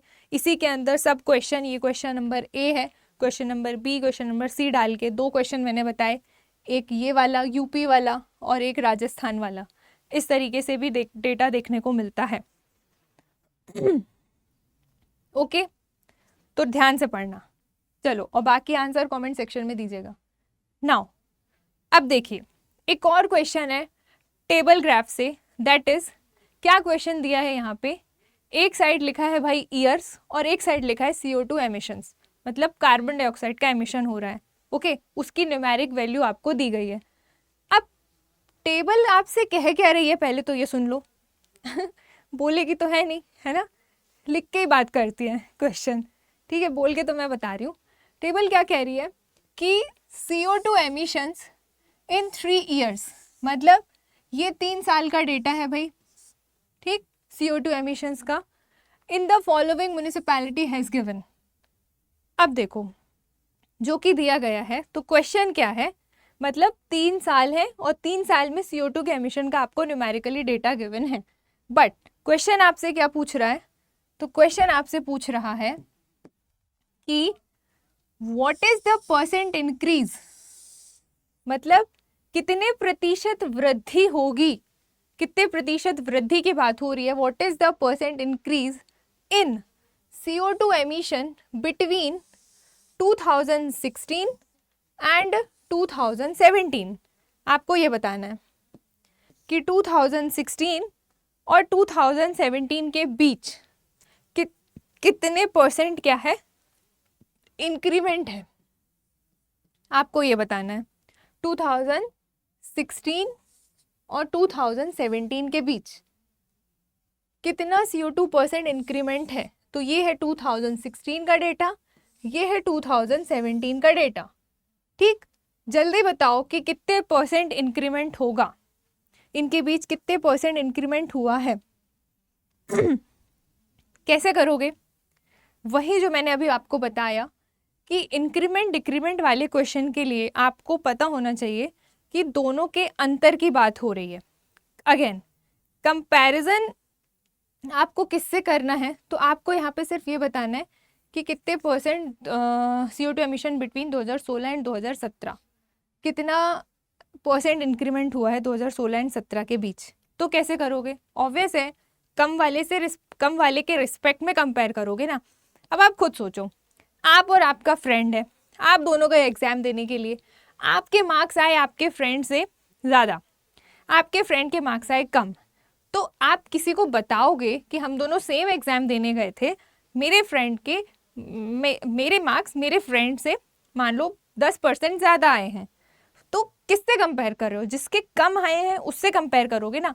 तो वही यहाँ पे कंपेयर्ड वर्ड यूज नहीं हुआ है, ओके नहीं लिखा कि एज कंपेयर टू 2016 और एज कंपेयर टू 2017, तो नहीं लिखा है। तो हम कैसे रिकॉग्नाइज करें कि डिनोमिनेटर दैट इज हर में कौन सी वैल्यू आएगी?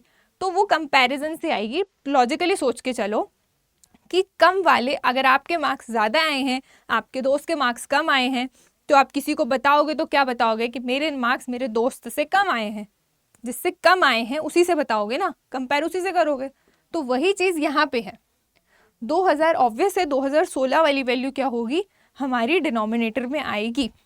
तो आप क्या करेंगे, 150 में से 110 आप घटा दोगे, कंपेयर करोगे 110 से, और जस्ट बिकॉज परसेंटेज इंक्रीमेंट निकालना है तो इंटू 100, ये हो जाएगा आपका बस सॉल्यूशन।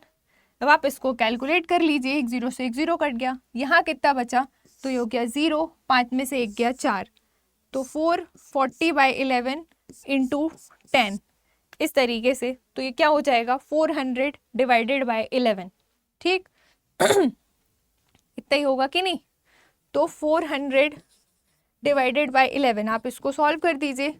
11 3 ज़ा 33, बचा कितना? 7, ठीक है। तो यहाँ पे आया 11 6 ज़ा 66, बचा कितना बचा? 4, मतलब फिर 33। इस तरीके से 36.3% या 33% ऐसा कुछ आंसर आएगा, ठीक है। तो आप समझे, ये जो 36.3% है ये क्या है? परसेंटेज इंक्रीमेंट है CO2 एमिशन का बिटवीन 2016 एंड 2017, ओके। यहाँ पे कहीं पे भी कंपेयर वर्ड नहीं था, बिटवीन वर्ड यूज हुआ है, बट कंसीडर करके चलो दिमाग में कि कम वाले के कंपैरिजन में ही आप बात करोगे, ठीक है। इस तरीके से आपको करना है। आई होप आपको यहाँ तक किसी भी प्रकार का कोई डाउट नहीं हुआ होगा। यहाँ पे राइट आंसर है 36.3%, ठीक है। कर लेंगे अगर इस टाइप का क्वेश्चन पेपर में आएगा तो, ओके। चलिए नेक्स्ट क्वेश्चन देखते हैं। अगेन टैबुलर डेटा से रिलेटेड क्वेश्चन है। क्या क्वेश्चन है देखिए, यहाँ पे आपको कुछ ऑपरेटिंग कॉस्ट दी गई हैं जिसमें डेट इंटरेस्ट है, सैलरी है और टैक्स है, ठीक। 3 ऑपरेटिंग कॉस्ट दी गई हैं। 2 साल के बाद की गई है, 2016 और 2017। 2016 में 25% जो डेट इंटरेस्ट है, 16 में भी 25% था, 17 में भी 25% था। जो सैलरी है 2016 में 50% और 2017 में 55% हो गई। टैक्स की बात करें तो 2016 में 25% और 2017 में 20% रह गया, ठीक। अब क्वेश्चन पे आ जाइए। क्वेश्चन क्या कह रहा है कि the operating cost of a company is given in this table, मतलब इस टेबल में एक कंपनी की ऑपरेटिंग कॉस्ट दी गई है, वो ये है 3 फॉर्म में, ठीक है। एंड कंडीशन आपको लगा दी गई है, क्या है कि total money spent on operations in 2016 is 120 lakh, मतलब 2016 में टोटल मनी स्पेंड कितना था, मतलब कितना खर्च उसमें हुआ, तो 120 लाख का, ठीक। एंड 2070 इज 150 लाख, मतलब ये जो कंपनी है ऑपरेटिंग कॉस्ट जिन्होंने ये प्रोवाइड किया है इस परसेंटेज में, तो 2016 में 120 लाख का स्पेंड हुआ है भाई, मतलब 120 लाख का। और 2017 में कितना स्पेंड हुआ है, तो वो हुआ है 150 लाख, यानी कि 150 लाख का। ये डेटा क्वेश्चन में गिवन है। और आपसे पूछ रहा है कि how much was the salary higher in 2017 then in 2016। मतलब आपको ये बताना है कि अगर टोटल मनी स्पेंड 2016 में 120 लाख और 2017 में 150 लाख है तो कितना सैलरी का वो हुआ है कि सैलरी कितनी ज़्यादा हुई है 2017 में, कंपेयर करना है 2016 से। तो देखिए 2016 में सैलरी कितनी है भाई 50%, 2017 में सैलरी कितनी है 55%। तो आप क्या करोगे 2016 का डेटा कितना है 120 लाख, तो 120 लाख का 50% निकाल लोगे, ठीक है, और 150 लाख का 55% निकाल लोगे, तो जो आएगा उन दोनों को देखो कितनी ज़्यादा हुई है पूछ रहा है ना, तो ज़्यादा वही बात एग्जाम्पल दिया था, आपके मार्क्स आपके दोस्त से ज़्यादा हैं तो कैसे निकाल रहे हो ज़्यादा है, दोनों को घटा के ही तो निकाल रहे हो ना। आपके मार्क्स आपके फ्रेंड से 10% ज़्यादा है तो आपने कैसे निकाला, अपने मार्क्स उसके मार्क्स अपने मार्क्स से कम करके निकाला। तो वही काम यहाँ पे करना है, फिर आप दोनों को क्या कर दोगे घटा दोगे, ठीक है। तो आपका डेटा आ जाएगा कि that much salary was the higher in 2017 compare to 2016। चलो आप लोग भी अटेम्प्ट करो इस क्वेश्चन को। तो देखिए सबसे पहले हम 2016 की बात करेंगे। ओके 2016 में 120 लाख का स्पेंड हुआ है भाई, तो 120 लाख पूरा लिखने मत बैठ जाना, 120 बस लेके चलना, ठीक है। 120 का कितने परसेंट निकालोगे आप 50%, ठीक। तो 120 का 50% कितना हो जाएगा भाई 60 लाख, ठीक। कितना हो जाएगा 60 लाख या 60 लाख, ये हो गया 120 का 50%। सिमिलरली आप 2017 में 150 लाख है तो 150 लाख का 55% निकाल लो, तो 150 लाख का 55% कितना हो जाएगा, तो ये इतना हो जाएगा 15 5 सा 75, कैरी आया 7 और फिर 75 और 5 कितना हो गया 80 और 2 कितना हो गया 82, मतलब 82.5 लाख। ये कितना डेटा हो गया भाई, ये हो गया डेटा 2017 का, ठीक। 2017 में सैलरी का इतना, 2016 में सैलरी का इतना 60 लाख और यहाँ पे 82.5 लाख। अब आपसे पूछा है कि how much was the salary higher in 2017, तो आप कैसे निकालोगे 82.5 लाख में से 60 लाख को घटा दोगे, ठीक है। तो घटा दो और जल्दी बताओ कितना आ रहा है आंसर। तो 82.5 में से आप 60 लाख घटा दीजिए तो कितना हो जाएगा, ये हो जाएगा 22.5 लाख, ठीक। मैच कीजिए आपका भी यही आंसर आ रहा है कि नहीं, ठीक है। एकदम मुंह बंद करके वीडियो नहीं देखना है, वीडियो पॉज करके सॉल्व भी करो, वहाँ बैठ के अपने हाथ चलाओ, ठीक है। तो आंसर कितना हो जाएगा 22.5 lakh. Means how much was the salary 22.5 lakh was the salary higher in 2017 as compare to 2019। That's the meaning of this line. Okay मतलब 22.5 लाख रुपए सैलरी उसकी ज़्यादा थी 2017 में, किसकी तुलना में 2016 की तुलना में, ठीक है। दोनों लैंग्वेज में मैंने बता दिया। क्या क्वेश्चन है समझ गए कि नहीं ठीक है। इस तरीके से आपको करना है, क्वेश्चन इंपॉर्टेंट है, एग्जाम में देखने को मिलते हैं ये वाले क्वेश्चन। ओके एकदम ऐसा दिमाग में ये लेके नहीं जाना है कि पाई चार्ट ही आएगा, टेबल नहीं आएगा, कुछ भी आ सकता है, ठीक है। इसके अंदर ये भी होता है तो ये भी पूछा जा सकता है। चलो अगला देखते हैं। नाउ अब आते हैं क्वेश्चन बार ग्राफ से related.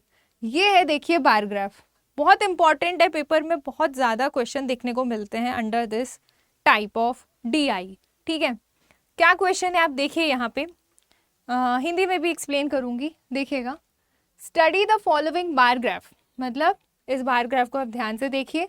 Now answer the given question to the given bar graph shows the number of movie tickets sold in 4 days। मतलब ये जो बार ग्राफ है ना भाई, ये बार ग्राफ क्या बता रहा है कि 4 दिन में कितनी मूवी टिकट्स बिकी हैं।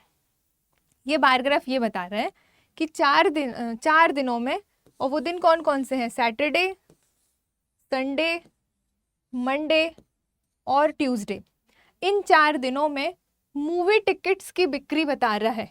जैसे सैटरडे को 58 टिकट बिकी हैं, संडे को 54 टिकट बिकी हैं, मंडे को 28 टिकट बिकी हैं और ट्यूसडे को 24 टिकट बिकी हैं। ठीक है, समझ गए? ये 4 दिनों में मूवी टिकट की बिक्री बता रहा है ये वाला बार ग्राफ। अब देखो, रेफरेंस है कि number of movie ticket is sold Saturday, Sunday, Monday and Tuesday are days. मतलब मूवी टिकट सिर्फ इन्हीं दिनों बिकी हैं, सैटरडे, संडे, मंडे और ट्यूसडे को। अब यहाँ पे और कोई दिन आपको दिख रहा है क्या? नहीं, मतलब और कोई दिन का डेटा आपको नहीं पता। बट क्वेश्चन तो आपसे वही करेगा ना जो नहीं पता। क्या क्वेश्चन है?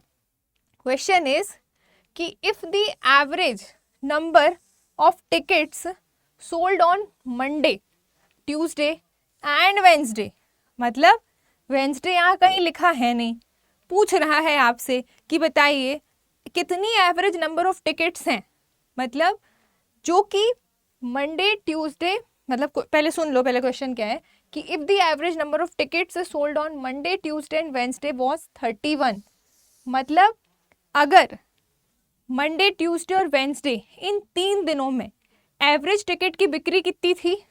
31, मतलब औसत टिकटों की संख्या कितनी थी? 31। ठीक है, तो आपको पूछ रहा है what was the number of tickets sold on Wednesday. तो अब आप बताइए कि वेंसडे को कितनी नंबर ऑफ टिकट बिकी होंगी। समझ रहे हो क्या क्वेश्चन है? क्वेश्चन पहले रेफरेंस में बोल दिया कि हमको इतना डेटा पता है कि इन दिनों इतनी इतनी संख्या में टिकट बिकी हैं, और आपसे पूछ रहा है कि if the average number of tickets sold on Monday, Tuesday और एक और वेंसडे है, जिसकी संख्या, औसत टिकटों की संख्या इन 3 दिनों की 31 है। तो अब आ गया ना भाई औसत का चैप्टर, औसत का कॉन्सेप्ट, यानी कि एवरेज वाला। इंपॉर्टेंट क्वेश्चन है ये, वाले टाइप का क्वेश्चन पेपर में देखने को मिलता है। ठीक है, ध्यान से कीजिएगा। देखो क्वेश्चन क्या है कि मंडे, ट्यूसडे एंड वेंसडे, तो मंडे, ट्यूसडे एंड वेंसडे का एवरेज 3 दिन का है, तो डिवाइडेड बाय 3, और क्वेश्चन में गिवन है कितना है? 31, यही गिवन है। तो मंडे, ट्यूसडे, वेंसडे का टिकटों का एवरेज 31 गिवन है, ये क्या है? गिवन है। तो आपको बताना है कि वेंसडे में टिकटों की संख्या कितनी बिकी।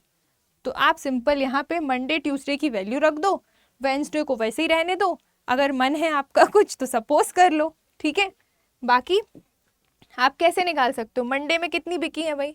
मंडे को बिकी है 28, तो 28 प्लस ट्यूसडे को कितनी टिकट बिकी है? 24, तो प्लस का 24। वेंसडे में कितनी बिकी हमें नहीं पता, तो वेंसडे ही लिखे रहने दो, डिवाइडेड बाय 3 इक्वल्स टू 31। ठीक, अब आप इसको जोड़ दो, 8 4 12, 2 2 4 और 1 5, 52 प्लस W इक्वल्स टू, ये 3 यहाँ चला जाएगा तो ये हो गया 93। ठीक है, नाउ वेंसडे की टिकट निकाल लो, 93 में से 52 को घटा दो तो कितना आ गया?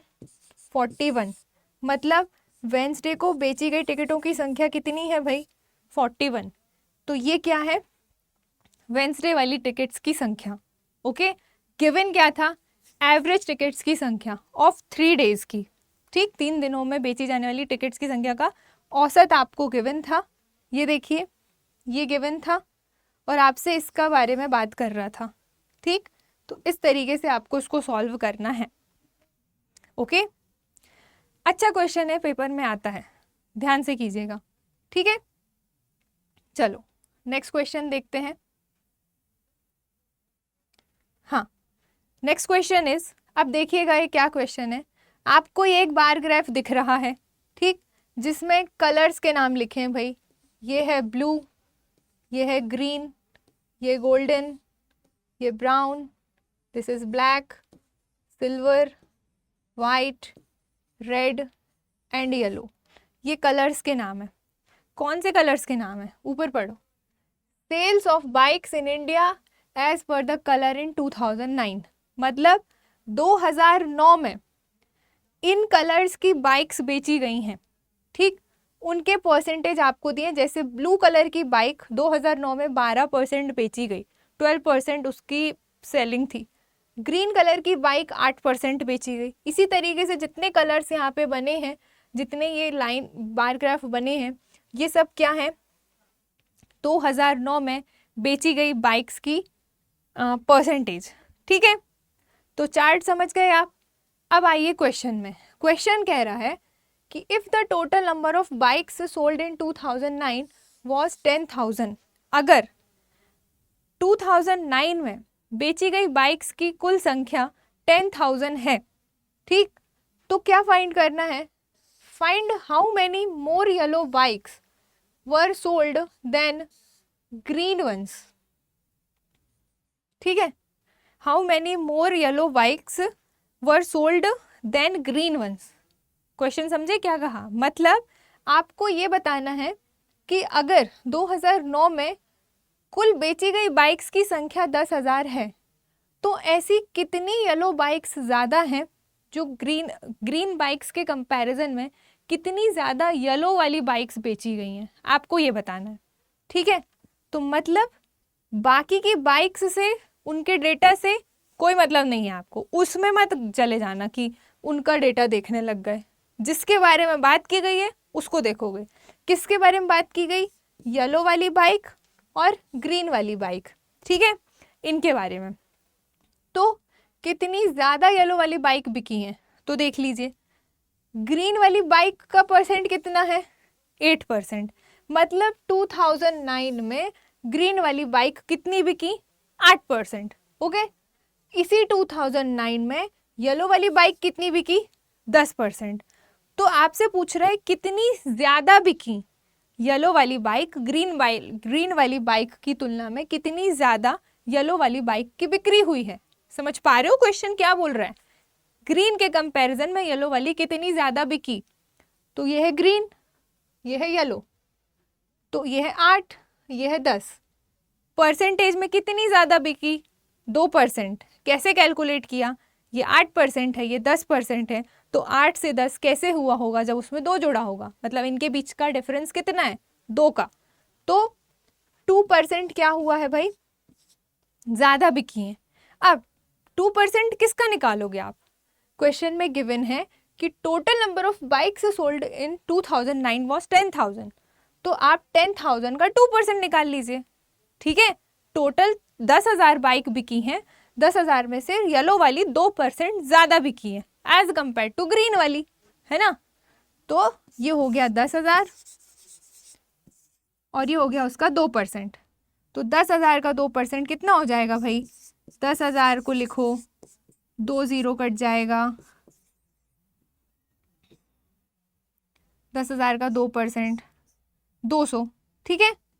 तो राइट आंसर क्या हो जाएगा आपका, 200, मतलब 200 येलो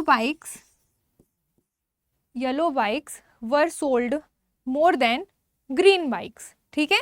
मतलब 200 येलो कलर की बाइक ग्रीन कलर की बाइक से ज़्यादा बिकी हैं। एक ये तरीका है सॉल्व करने का। दूसरा तरीका है कि 10,000 का 8% निकालो, फिर 10,000 का 10% निकालो, जो आए दोनों को घटा दो, उस तरीके से भी सॉल्व कर सकते हो। और डायरेक्टली परसेंट में डिफरेंस देख लो, उतना परसेंट निकाल लो, उस तरीके से भी सॉल्व कर सकते हो, ठीक है। तो आपका ऊपर डिपेंड करता है कि आप कौन सा अप्रोच लगाते हो, ठीक। चलिए, आई होप आपको ये क्वेश्चन समझ में आ गया होगा। इस टाइप के क्वेश्चन देखने को मिलते हैं पेपर में। अब देखिए, मैं आपको एक चीज़ और बता देना चाहती हूँ कि कई सारे स्टूडेंट ऐसे होते हैं भाई कि पढ़ के सब जाते हैं, लेकिन इन एग्ज़ाम हॉल वो ना इस चार्ट को ही रिकॉग्नाइज नहीं कर पाते कि वो कह क्या रहा है। कई बच्चे ऐसे होते हैं जो बहुत घबरा जाते हैं, प्रेशर में आ जाते हैं कि यार ये बार ग्राफ पढ़ के तो आए हैं लेकिन हम समझ नहीं पा रहे हैं कि क्या बोल रहा है ना। तो ये वाला फियर ना आए दिमाग में इसीलिए आप ज़्यादा से ज़्यादा प्रैक्टिस करो क्वेश्चन की, ठीक। अगर आपको पता है कि आपकी कमी कहाँ पे है तो आप उस चीज़ पे ध्यान दो कि हाँ ये चीज़ मेरा वीक सेक्शन है लेकिन ये इम्पॉर्टेंट भी है, मतलब मुझे इस पे ध्यान देना है ना। जब तक समझ में आ पा रहा है एटलीस्ट तब तक तो आप पढ़ ही सकते हो ना। अब कुछ चीज़ें हैं भाई जो किसी को नहीं बनती, लेकिन कुछ चीज़ें किसी को बनती हैं। हर किसी का स्ट्रॉन्ग पॉइंट सेम नहीं हो सकता ना। बट ये चैप्टर इम्पॉर्टेंट है क्योंकि ये बंच में क्वेश्चन लेके आता है। एक ही ग्राफ में 2 से 3 से 4 क्वेश्चन आपको देखने को मिल सकते हैं, चाहे आप किसी भी एग्जाम की तैयारी कर रहे हो। अगर वहाँ DI आ रहा है तो वो 2 से 4 क्वेश्चन अपने साथ भर भर के लाता है, ठीक है। तो अगर आपने चार्ट को ही गलत समझ लिया तो आने वाले चारों क्वेश्चन आप गलत करोगे। तो आप चार्ट को ढंग से पढ़ो, भले ही एक बार से दोबारा आपको क्वेश्चन को पढ़ने की जरूरत पड़े, लेकिन कम से कम करो तो सही करके आओ ना, गलत ना हो आपसे, ठीक है। तो यहाँ पे ये जो फ्रेमिंग लिखी हुई होती है इसको आपको ध्यान से पढ़ना है। अगर एक बार में दिमाग में ग्रैब नहीं कर पा रहे हो तो दोबारा रीड करो उसको, ओके। इस तरीके से देख के चलना है। चलो देखिए अब अगला क्वेश्चन किस टाइप का है देखिएगा। Now this question is type of double bar graph. मतलब अभी तक हम पढ़ रहे थे भाई सिंगल बार ग्राफ वाले, और अब ये क्वेश्चन है आपके सामने डबल बार ग्राफ का। तो कैसे करना है इस क्वेश्चन को देखिएगा। सबसे पहले डबल बार ग्राफ समझने के लिए यहाँ पे ये जो थ्योरी दी गई होती है आपको इसको थोड़ा ध्यान से केयरफुली पढ़ना है कि इसमें लिखा क्या है, ठीक है। तो देखिएगा यहाँ क्या लिखा है कि the bar chart represents percentage marks. मतलब इसमें जो मार्क्स दिए गए हैं, जो डेटा गिवन है, यहाँ पे परसेंट साइन नहीं बना है, बट वर्ड प्रॉब्लम में लिखा है कि data in the form in the respect of percentage form. मतलब जो डेटा है वो परसेंट के रिस्पेक्ट में गिवन है। यहाँ पे साइन नहीं बना है लेकिन ये परसेंटेज में दिया गया है, इस लाइन के थ्रू ये बता रहा है। तो अगर आपने ये लाइन ही ठीक से नहीं पढ़ा तो फिर आप वहाँ पे उल्टा करके आ जाएंगे, लास्ट में परसेंट लगा के आ जाएंगे, ठीक है। तो अब ध्यान से देख लीजिए क्वेश्चन क्या है कि this bar chart represents percentage marks scored by 4 students. मतलब 4 स्टूडेंट्स के द्वारा स्कोर किए गए कुछ परसेंट मार्क्स हैं। ये कौन है वो 4 स्टूडेंट्स? तो एक है यू, एक स्टूडेंट है वी, एक स्टूडेंट है डब्ल्यू और एक स्टूडेंट है एक्स, ठीक। यू वी डब्ल्यू एक्स ये 3 स्टूडेंट हैं भाई, sorry 4, you V W x ये 4 स्टूडेंट्स हैं। अब आपसे कहा है कि देखिए हिस्ट्री जो है वो लाइट ब्लू कलर से है। मतलब यहाँ पे जो लाइट ब्लू कलर का लाइन ग्राफ आपको दिख रहा है वो हिस्ट्री का है, ठीक है। लाइट ब्लू वाला हिस्ट्री का है एंड डार्क ब्लू वाला सब्जेक्ट किसका है? ज्योग्राफी का है, ठीक है। डार्क ब्लू वाला ज्योग्राफी का है। तो अभी हमारा क्वेश्चन किस बारे में है? क्वेश्चन है हमारा हिस्ट्री के बारे में। क्या क्वेश्चन है कि what is the average percentage marks. मतलब अब आप यहाँ पे देखिए अगेन एक कॉन्सेप्ट निकल के आ रहा है एवरेज का, ओके। कि एवरेज परसेंटेज मार्क्स कितने होंगे obtained in history by all the students. मतलब सभी स्टूडेंट्स के द्वारा। कौन सभी students? You V W x. तो इन चारों स्टूडेंट्स के द्वारा हिस्ट्री में प्राप्तांकों का जो औसत नंबर दिए गए हैं वो कितना होगा आपको ये बताना है। तो उनका आपको निकालना क्या है? एवरेज निकालना है, ठीक है। क्यों एवरेज निकालना है? क्योंकि data already given in the form of percentage. मतलब यहाँ पे साइन नहीं बना है, तो कई बार ऐसा होगा कि साइन नहीं बना होगा परसेंट का, बट लाइन ढंग से पढ़ लेना कि वो डेटा किस में दिया गया है। तो यहाँ पे मेंशन है कि वो परसेंटेज में मार्क्स गिवन है, ठीक है। इस तरीके से तो आपसे बोल रहा है कि चारों स्टूडेंट के एवरेज परसेंटेज मार्क्स बताओ हिस्ट्री में उनको कितने प्राप्तांक मिले हैं। तो आप क्या करोगे? सिर्फ आपको हिस्ट्री वाले कॉलम को देखना है और किसी को नहीं देखना है। बाकी के सब्जेक्ट से कोई मतलब नहीं, जिसके बारे में बात की जाएगी आप उस पर फोकस करोगे, ओके। तो हिस्ट्री का अगर आप देखो यू को कितने मिले हैं 75, वी को कितने मिले हैं 63, डब्ल्यू को कितने मिले हैं 80 और एक्स को कितने मिले हैं 72। तो अब एवरेज निकालना तो मैंने बताया था ना। अब आप एवरेज निकाल लीजिए तो 75 75 प्लस V को कितने मिले हैं 63 प्लस W को मिले हैं 80 और X को मिले हैं 72। ठीक, इन सबको जोड़ो और 4 से भाग दे दो और ये data already given in the form of percent. ठीक है, तो जो वैल्यू आएगी वो बाय डिफ़ॉल्ट परसेंट में ही आएगी। अब आप सबको जोड़ लीजिए, कितना होगा 5 3 8 और 2 10, 0 कैरी आया 1।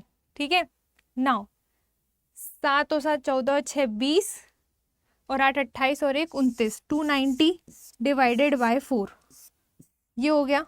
और रिड्यूस कर दो इसको तो ये कितना हो जाएगा 4 7 ज़ा 28, 4 2 ज़ा 8 और 4 5 ज़ा 20, मतलब 72.5% ये क्या हो जाएगा राइट आंसर। क्या क्वेश्चन था एक बार वापस से रीड करो कि what is the average percent marks obtained in history by all the students, मतलब इन सभी स्टूडेंट्स के द्वारा, सभी कितने 4, इसलिए 4 से डिवाइड किए हैं। ठीक है, 4 स्टूडेंट के द्वारा एवरेज परसेंटेज मार्क्स इतने हैं, तो ये हो गया उनका एवरेज जो बाय डिफ़ॉल्ट आएगा परसेंट में। ठीक, अलग से परसेंट में कन्वर्ट करने मत बैठ जाना वहाँ पे। ओके, आई होप आपको ये क्वेश्चन समझ में आ गया होगा। और मैं आपकी नॉलेज के लिए बता दूँ कि this question is also important for your exam. Okay, sometimes single biograph, sometimes double, sometimes triple biograph पूछे जाते हैं। अब ट्रिपल का भी एज सच कोई खास रोल नहीं है, यहाँ पे एक और अलग से ग्राफ बन जाएगा, बट आपको फोकस उसी पे करना है जिसके बारे में आपसे बात की जाएगी। यहाँ पे अगर एक और ग्राफ होता, ठीक है, मान लो यहाँ पे हिस्ट्री ज्योग्राफी और मान लो ये मैथ्स वाइट कलर वाला ये मैथ्स का कॉलम होता, ठीक, मैथ सब्जेक्ट की बात हो रही होती, तो आपसे पूछ सकता है इसी में क्वेश्चन कि और इसकी भी सेपरेट कोई ना कोई वैल्यू होती। ठीक है, तो फिर सब्जेक्ट के कंपैरिजन कर लिए जाते। ठीक है, कौन किससे ज़्यादा है, कौन किससे कम है, कौन सा स्टूडेंट्स ने टॉप किया, कौन सा स्टूडेंट सबसे कम मार्क्स लाया। तो ये वाले जो क्वेश्चन हैं पास फेल वाले, ये बहुत इंपॉर्टेंट है, परसेंटेज वाले में देखने को मिलते हैं। ओके तो ट्रिपल बायोग्राफ भी आएगा, तो घबराना नहीं है, आपको फोकस करना है कि ये बंदा एक है यू, इसके 3 डेटा आपको दिए गए हैं, एक ये वाला, एक ये वाला, एक वाइट वाला। ठीक, तो तीनों कलर में बात किसकी कर रहा है, तीनों की सेपरेट वैल्यूज दी जाएगी, जिसके बारे में बात होगी सिर्फ उस पर फोकस कर रहा है। ओके, ठीक है, इस तरीके से आपको करना है। सॉल्व कैसे करना हो मैंने बता दिया। Now last but not the least, अब आते हैं हम लाइन ग्राफ पे। ठीक है, कई बार क्वेश्चन में लाइन ग्राफ से रिलेटेड भी चीज़ें देखने को मिलती हैं। कैसा है ये लाइन ग्राफ देखिएगा। अब लाइन ग्राफ में भी single line graph, double line graph, यहाँ पे एक लाइन है, एक और लाइन दे दी जाएगी आपको, वो अलग किसी डेटा या प्रोडक्शन का वो कर रही होगी, ठीक है, डिनोट कर रही होगी। तो फिर कंपैरिजन, इंक्रीमेंट, डिक्रीमेंट, परसेंटेज, ये सब इसमें बहुत ज़्यादा पूछा जाता है। ओके, अब यहाँ पे क्या क्वेश्चन है देखिएगा कि ये एक लाइन ग्राफ है जिसमें आपको number of screw given in the following month, मतलब नंबर ऑफ स्क्रू का डेटा दिया गया है भाई इन मंथ में। कौन कौन से मंथ, जनवरी, फरवरी, मार्च, अप्रैल, मई और जून, ये मंथ है जितने मंथ का नंबर ऑफ स्क्रू का डेटा दिया गया है। मतलब ये जो न्यूमेरिक डेटा ये किसका है, तो ये आपके स्क्रू का डेटा है। जैसे जनवरी में 200, ठीक, फरवरी में 300 स्क्रू, मार्च में 250, अप्रैल में 350, मई में 300, जून में आगे नहीं है। ठीक है, तो देखो क्वेश्चन क्या कह रहा है, according to the following chart, मतलब इस चार्ट के हिसाब से आपको बताना है, क्या बताना है कि which month production of the screw was less than 250, मतलब कौन से मंथ में, 4 ऑप्शन है आपके पास, इनमें से कौन से मंथ में 250 से कम स्क्रू का प्रोडक्शन हुआ है, आपको ये बताना है कि इनमें से कौन से मंथ में या इनमें से कौन से माह में स्क्रू का प्रोडक्शन, मतलब स्क्रू का उत्पादन, स्क्रू प्रोडक्शन 250 से कम हुआ है, 250 से कम हुआ है। हिंदी में भी लिख दिया मैंने हिंदी वालों के लिए, ठीक है। आपको ये बताना है। Here are 4 month option, 4 month है ऑप्शन के, ऑप्शन में 4 मंथ है, मई, जून, फेब और जैन, ठीक है। तो आपको बताना है इनमें से कौन से मंथ है जिसमें 250 से कम उत्पादन हुआ है स्क्रू का। तो अब आप चार्ट को ध्यान से देखिए, अब आपको सिर्फ उन्हीं मंथ पे फोकस करना है जो मंथ आपके ऑप्शन में गिवन है। अपने मन से आगे के मंथ में मत भाग जाना, ठीक। तो ऑप्शन आप देखो, मई, मई कहाँ है, यहाँ है। मई में कितना उत्पादन या प्रोडक्शन हुआ स्क्रू का, तो वो हुआ है 300, ठीक है। जून में आ जाओ, जून कहाँ है, यहाँ, तो जून में तो हुआ ही नहीं है, ठीक, तो कोई बात ही नहीं यहाँ पे। और फिर क्या बोला है कि फैब, फैब कहाँ है, यहाँ, तो फैब का डेटा क्या है 300। तो आपसे पूछा है, आपको बताना है 250 से कम, ठीक है। तो जैन में पहुंच जाओ, ये है जैन 200, तो ऑब्वियस है 250 से कम किस में दिख रहा है आपको, जनवरी में दिख रहा है, तो आपका राइट आंसर क्या हो जाएगा, जनवरी, ठीक है।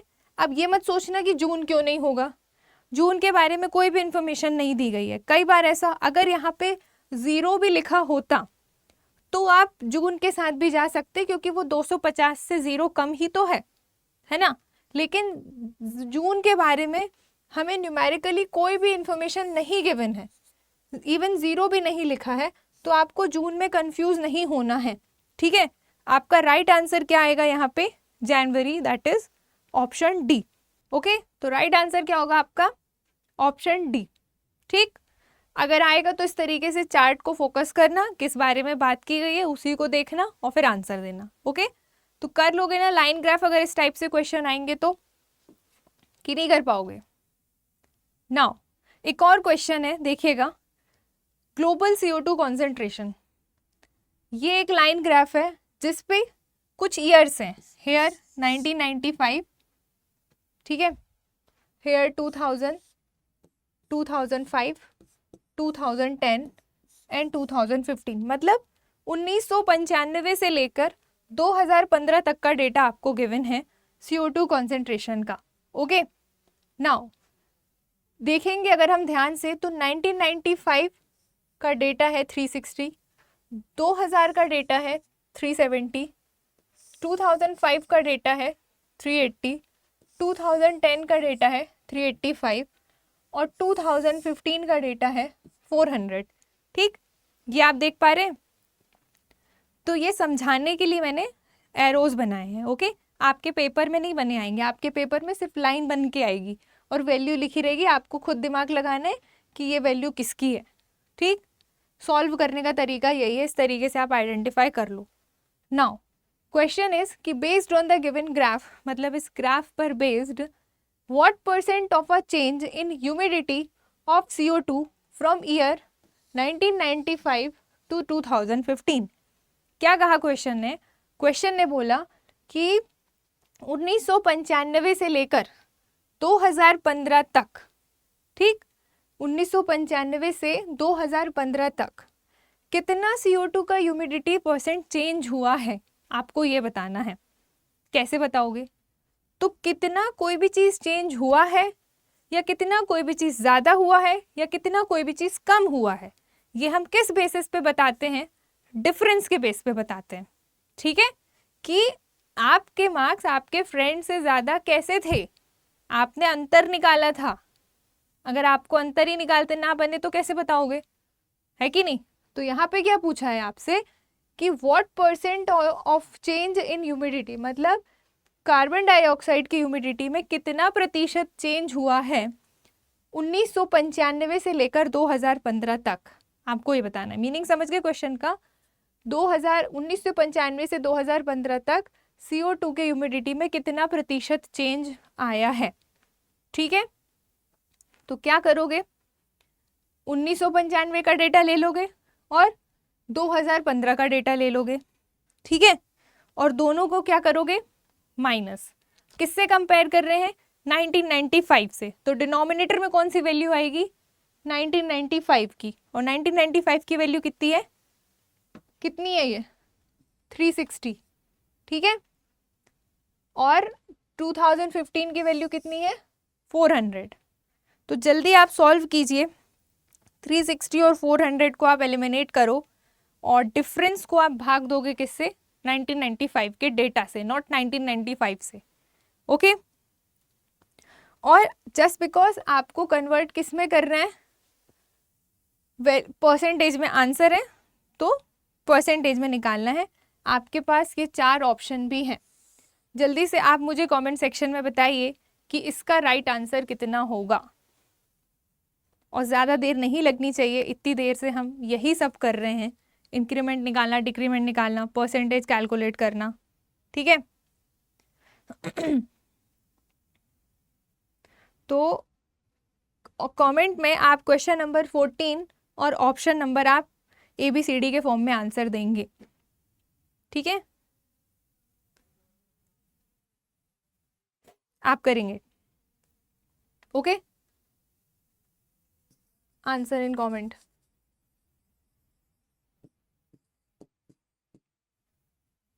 चलो नेक्स्ट क्वेश्चन देखिएगा। नेक्स्ट क्वेश्चन है कि based on the graph which section contains more than 360 book. मतलब यहाँ पे आपको नंबर ऑफ सेक्शंस गिवन है। ये क्या है आपके नंबर ऑफ सेक्शंस। ठीक है, ये आपके नंबर ऑफ सेक्शंस गिवन है और ये उनकी बुक्स की वैल्यूज हैं जो कि इस पर्टिकुलर सेक्शन में है। जैसे सेक्शन नंबर अगर हम 1 की बात करें तो सेक्शन नंबर 1 में 300 बुक्स हैं। ठीक है, ये मतलब है। सेक्शन नंबर 2 में 350 बुक्स हैं, सेक्शन नंबर 3 में 400, similarly section 4 350 book, section 5 400 book, section 6 300 book, section 7 120 book, section 8 140, आगे फर्दर 9 और 10। ठीक, ये इन सेक्शंस में क्या है, नंबर ऑफ बुक्स कंटेन की गई हैं। ओके, और आपसे पूछ रहा है कि बताइए which section contains more than 360 book. आपके पास 10 सेक्शन है, 10 सेक्शन में से कौन से सेक्शन में 360 से ज़्यादा पुस्तकें हैं, आपको ये बताना है। इन 10 सेक्शंस में से कौन से सेक्शन में 360 से ज़्यादा पुस्तकें हैं। तो अब आप देखिए, ये वाली वैल्यू तो भाई 360 से कम है, ये भी कम है, लेकिन ये देखो 400 ग्रेटर देन 360 ना, और 400 किस में है, सेक्शन नंबर 5 में। और अगर हम देखें तो ये तो 350 है, ये 300, ये 350, लेकिन ये एक और है, मतलब कौन सा है ये, सेक्शन नंबर 3। तो आपका राइट आंसर क्या हो जाएगा, section number 3 and section number 5, ये दोनों। ठीक है, सेक्शन नंबर 3 और सेक्शन नंबर 5 में मोर देन 300 बुक्स हैं। तो your right answer will be 2, section 3 और सेक्शन 5। बाकी के जो सेक्शन हैं उनमें 360 से कम पुस्तकें हैं। ओके, हो सकता है पेपर में आ जाए इनमें से कितने सेक्शन हैं जिनमें 360 से कम पुस्तकें हैं, तो आप कम वाले सेक्शन देखोगे। ठीक है, तो कम वाले सेक्शन आंसर होंगे। ऑप्शन आपको उस हिसाब से गिवन होंगे, ऐसा नहीं है कि पूरे 8 सेक्शन आपके आंसर होंगे, नहीं, ऑप्शन तो 4 ही होंगे ना, एक में कम से कम 2 सेक्शन की वैल्यू रहेगी। ठीक है, इस तरीके से तो कर लेंगे आप क्वेश्चन। इसी प्रकार के क्वेश्चन लाइन ग्राफ से रिलेटेड देखने को मिलते हैं। तो यहाँ पे राइट आंसर क्या हो जाएगा आपका, सेक्शन नंबर 3 और section number 5। Okay, I hope आपको यहाँ तक किसी भी प्रकार की कोई दिक्कत नहीं हुई होगी। हमने यहाँ पे सारे टाइप के चार्ट कवर कर लिए, चाहे वो टेबुलर ग्राफ हो, लाइन ग्राफ हो, बार ग्राफ हो, पाई चार्ट हो, ठीक, सबको हमने यहाँ पे देख लिया। और क्वेश्चन किस तरीके से पेपर में आते हैं मैंने यहाँ पे वो भी डिस्कस कर लिया। अब जितने भी क्वेश्चन मैंने कराए हैं या फिर आपको होमवर्क के कमेंट सेक्शन में दिए हैं, तो वो भी आप डेफिनेटली अटेम्प्ट कीजिएगा। इसके अलावा यहाँ पे जो क्वेश्चन आपसे बनते हो ऑलरेडी, आपको वो भी करना है जिससे आपकी प्रैक्टिस हो जाए, ओके। और नहीं बनते तो हमने तो समझाया है ही, ठीक है। तो आज की इस क्लास में डेटा इंटरप्रिटेशन यहीं पे एंड होता है, और अगली क्लास में हम मिलेंगे आपसे एक नए टॉपिक के साथ, ओके। तब तक के लिए आप बने रहिए। जितने भी वीडियोस मैंने इस सीरीज़ में कराए हैं, कंप्लीट मैथ्स से सीरीज़ होगी, तो आप वहाँ से अगर आपने देखे हैं तो ठीक, नहीं देखे तो आप एक बार विजिट करें कि इस पे complete maths CSAT by Ayushi ma'am करके, तो आपको मिल जाएगा, ठीक है, ओके।